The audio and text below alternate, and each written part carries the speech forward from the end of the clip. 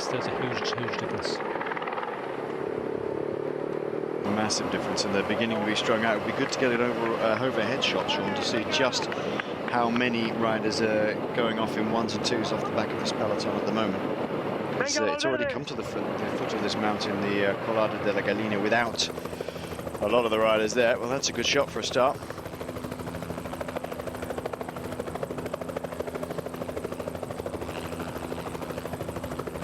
Get a clear, full shot of it. There we are, little groups appearing back down the hill here, Sean. 2 or 3, then another 4. Still not shed too many yet. There's still some explosivity to come. Yes, although this group, what have we got? 40 riders maximum, if that. And you know, the climb we've been over, it's only a second category, and as we said, up the valley to Andorra, it's always difficult. But again, normally you would expect a group of 60, 70 riders here, but because of the day, the racing has been so fast, and this up through the valley, a lot of riders suffering because of the consequence of the heat all week, and you know, 40 riders maximum. It is small, considering it's only a second category climb we've been over.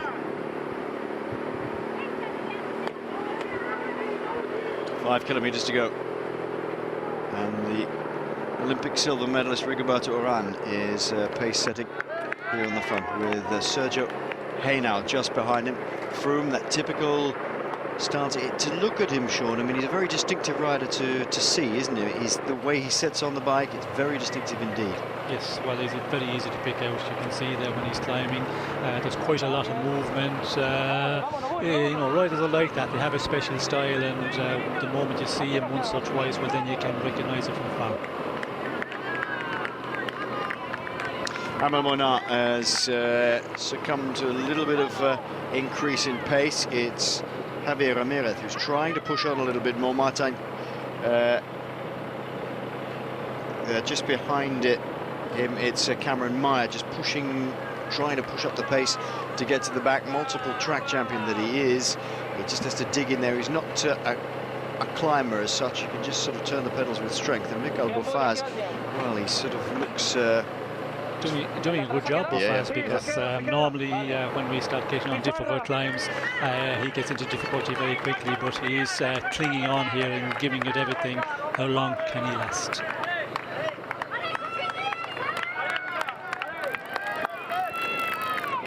Takes over at the front for Orica Greenwich's Alberto Contador sitting on the wheel of Christopher Froome.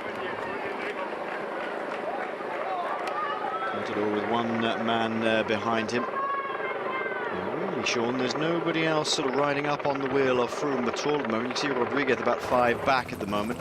Valverde a little bit further back still. And this pace is just steady enough for nobody to really give it the big push, but not too hard to shed everybody. They're just quite comfortable sitting there behind. Well, Faz now beginning to lose his ground. Yes, as we expected there, but I think that everybody is happy in that line for the moment, because the group is what 4.5 kilometers out from the finish, the main contenders, and the way Sky are pushing on, everybody's going to play and wait, but are they capable of doing it? And that is the question. We will see a bit further on, you know, when the attacks will come, and there surely will be some attacks. As we can see here, the climb, this is what we talked about. It eases off a bit here, then it kicks up again, and that is very difficult because you can never get into a good rhythm. It's just changing all the time, and when it's going really fast, that is a real killer. Look at this as it ramps up again. 15%. As they turn around into the first of some of the really big hairpins.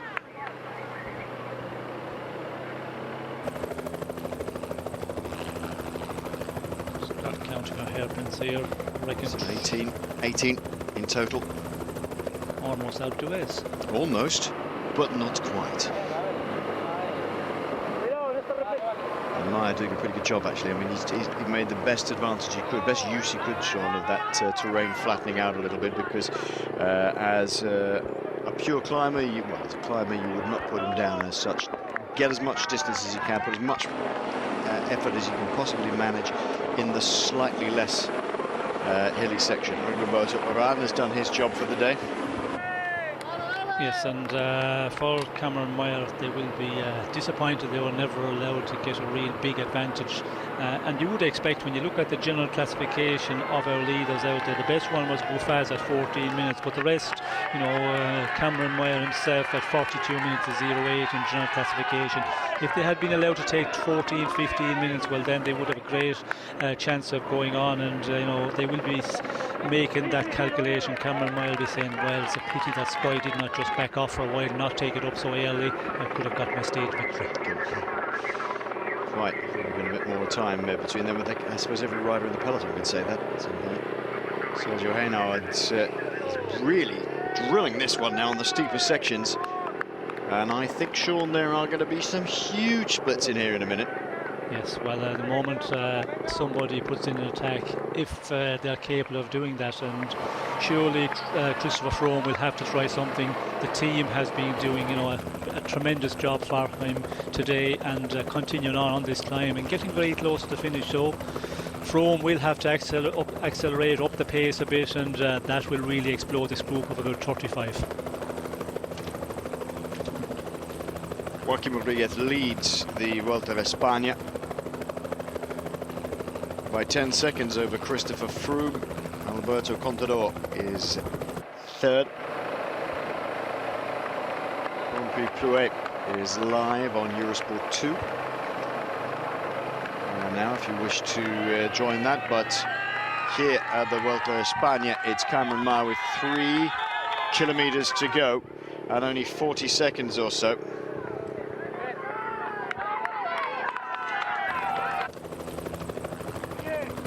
And it is Sky putting the pressure on. Look at this now, Sean. The gaps are beginning to appear. 5 or 10 bike lengths back to one of the Euskaltel riders, and I think that's Igor Anton there, right in the middle of your shot. Again, dropping 2 or 3 bike lengths. And the pressure really beginning to show on some of the riders who are trying to follow Sky here. Yes, we can see gaps appearing there, and 4 or 5 riders in the front, and then as Valverde starts up the pace here, which is surprising. I was expecting the first one to do that, Christopher Froome, but it's Valverde who takes it up. Is there somebody else after just attacking beforehand here? Is he going after somebody, or is he going for it himself? No, that's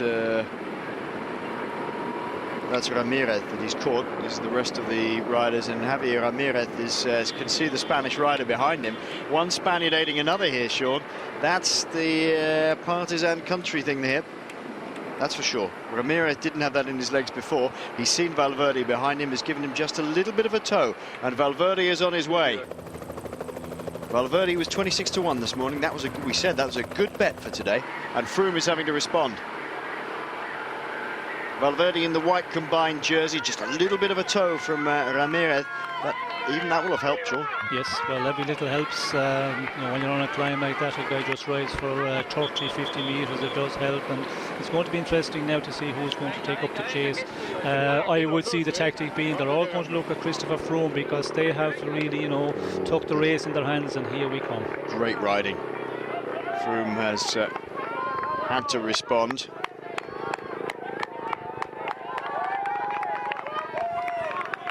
And he's coming back to the rear wheel of Alejandro Valverde in the super steep sections. Once again, Igor Anton is suffering. Benyadin Chausti next to him.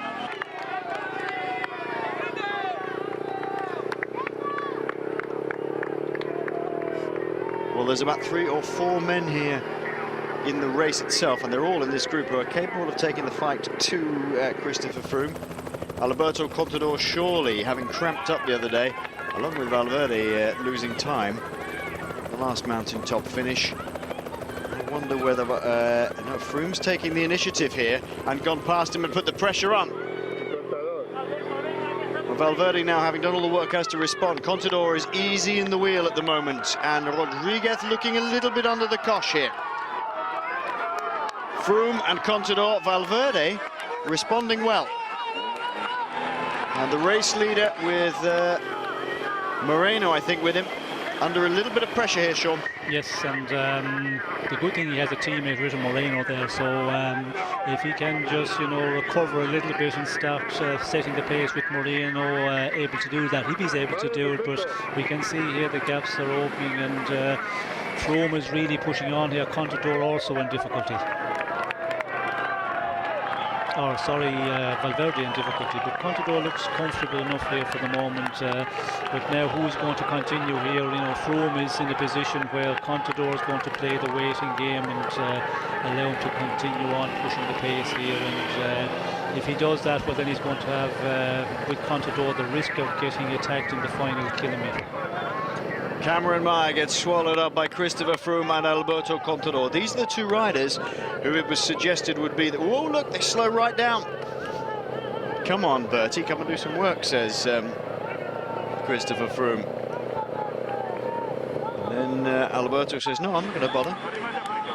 You do it. I've won this race already. And Rodriguez is needing all that help of teammate Moreno to pace him, Sean.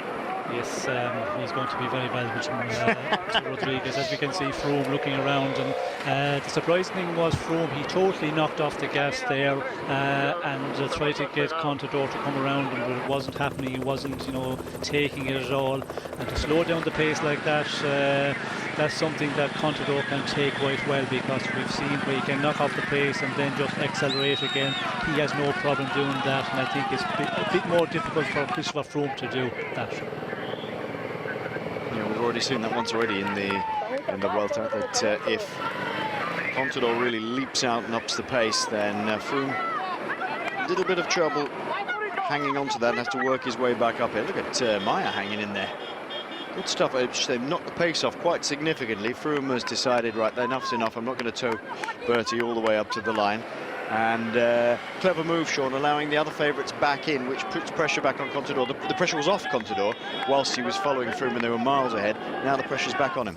Well, it can work either way, of course. You know, if the others go on the attack, who's going to calculated risk there. Yes, it's going to be the problem for Froome as well. The Spanish might say, well, just let Christopher Froome do the work here. But for the moment, Daniel Moreno is setting the pace, and we all know why, because Rodriguez in a little bit of difficulty. So if he can just make a good, strong pace, then that will, you know, help Rodriguez a lot, because he's the one seemed to be in a bit more difficulty. Surprising, because in the last days, the mountaintop finish, he was very impressive, but today not on his best of days. Super riding by Cam Meyer, just hanging in here now. Of course, when the pace goes electric again, then he will have trouble, but still riding very, very well indeed as Froome begins to turn the screw a little bit more again. And this time, looks like Moreno's done an awful lot of work and beginning to just labour on the pedals. Better day today for Igor Anton. He's not so far down the hill with Benyatin Chausti as Froome just gently winds it up.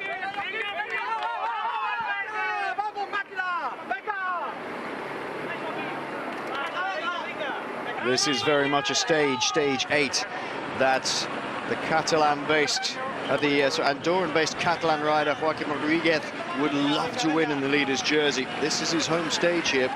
And Igor Anton, that's impressive, Sean. He seems to be riding a bit better today. Yes. Whoop, here we go again. It's Rodriguez this time. As we even out the pace, just a little, even out the slope, just a little bit here. Rodriguez trying to use that to his advantage. Contador's gone with him, and Froome beginning to, well, maybe he's just calculating. But Contador is able to shadow Rodriguez straight away. Froome just a 2 or 3 bike lengths off the back, but rides back up. Yes, and surprising that Rodriguez is taking it up this early, because earlier on he looked to be in difficulty, and there he put in quite a strong attack to see what the reaction would be as we go into the 1 kilometre. Normally Rodriguez, if he played the waiting game with the guys he's with in the final run to the line, he's probably the most explosive. Maybe Valverde could match him, but it's surprising that he's, you know, starting to push on the pace. Maybe he's bluffing a bit, because if you up the pace a bit and you know, the other riders say to themselves, well, he's not suffering that much, you know, earlier on a little bit of difficulty, but he has recovered. And surprising to see him as we see Froome going to put in an attack here. Froome stamps on the pedals, accelerates up the hill. That's a sprint. Contador goes with him. Rodriguez tries. Not being able to shed the other riders yet. Valverde, the one who's had to just wind up a bit harder. Contador on the wheel of Froome here. 2 riders are far more evenly matched in style. Oh, Contador puts a dig in this time. than perhaps Schleck and Contador are.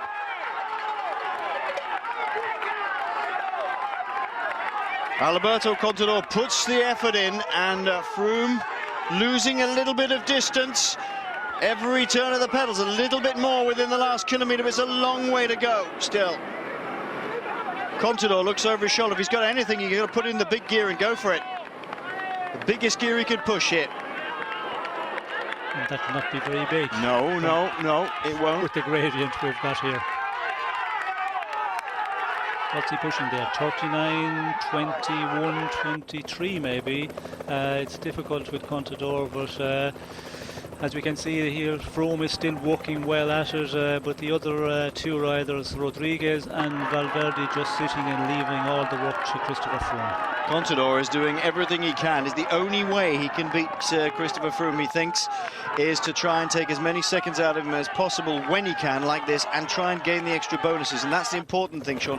And I tell you what, I wouldn't put it past Joaquim Rodriguez to nip past Froome as well towards the end.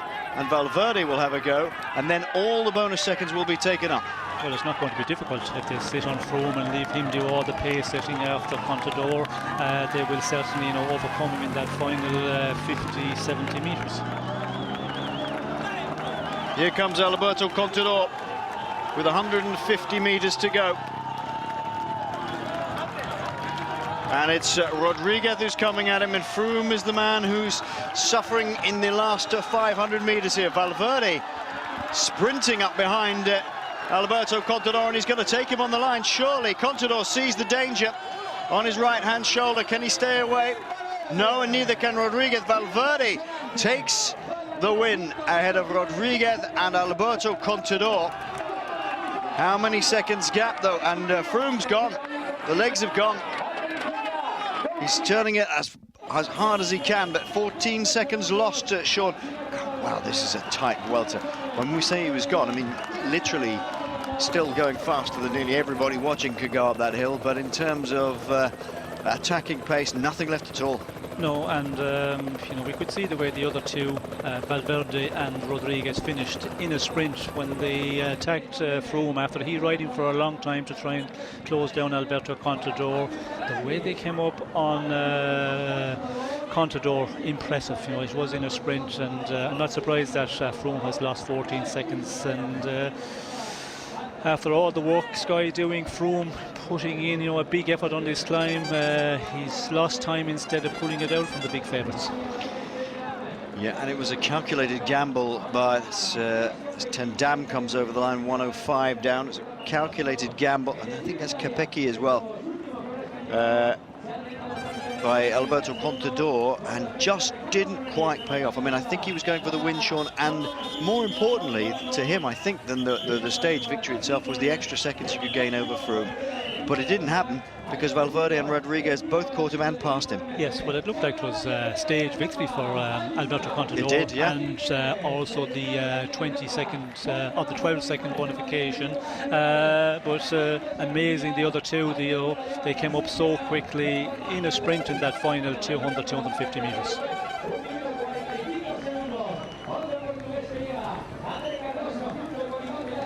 Meyer has just come over the line, 151 down. Good finish by Cameron Meyer. Kesink over at 37 seconds back on Alejandro Valverde. Froome, the man who lost. Here we are, look at this. Contador is giving it everything. I don't think he's quite aware of how close they are. Then he sees them over the left-hand shoulder. No response for that. Can't do anything with that, Sean, at all. No, when you're out there for quite a while, as Contador was, giving the effort, and the other two, as I said, they just followed the pace being set by Christopher Froome, and then they see there was a moment when they could attack, and the calculation was very good because, to catch Contador just in that final 5 metres, and both of them, Valverde and Rodriguez, getting maximum bonification as well. That's what we've just climbed up, all 18 hairpins of Colada de la Gallina. The first time it's ever been used on the Vuelta a España. I think they'll probably be back, Sean. That was a very good climb. Great for viewers, great for spectators. So many different ramps in it, and allowing people to attack all over the place. Alejandro Valverde takes the win ahead of Joaquim Rodriguez. Alberto Contador third, then Chris Froome, Moreno, Inchausti, Igor Anton, Winner and O'Connor. Nice story about him. His name really is Winner. We'll tell you why one day. And Robert Hessink at 39 seconds they have him in there. Ten Dam over at 105, along with Eros Capecchi, as we saw. Miklos Roach at 102. So losing a bit of ground today, but I'm not surprised as well with the difficult sections there, the very steep gradient, you know, kicking up to 15%. Cuando todo parecía que iba a ser una victoria de Alberto Contador, llega el bala y dispara una de sus balas. Pues sí, yo sabía que Purito la conocía muy bien y nada, digo, he intentado romper un poco a lo primero para intentar hacer diferencias con rivales como Gessin y eso. Y nada, luego pues he regulado un poco, he visto que venía front con los demás y nada, ya pues me he limitado ahí a rueda de Purito y cuando le ha lanzado el ataque salí detrás de él. Well, I knew I had to go with Perito. I tried to climb very fast, but I followed Rodriguez's pace, and I did my best, and it worked out at the end. Yo fíjate, 2 etapas, otra en la contrarreloj por equipos y contento. Gracias. Yeah, I'm really happy for me and for the team because it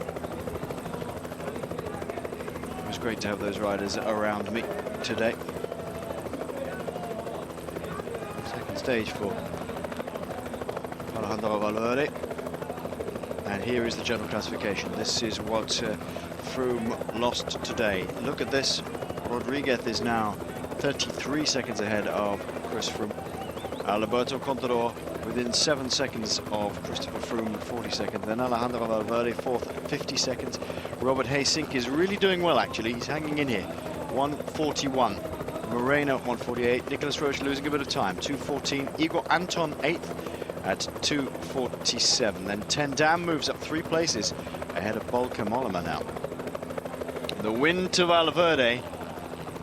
Rodriguez extends his overall lead over Chris Froome to 33 seconds.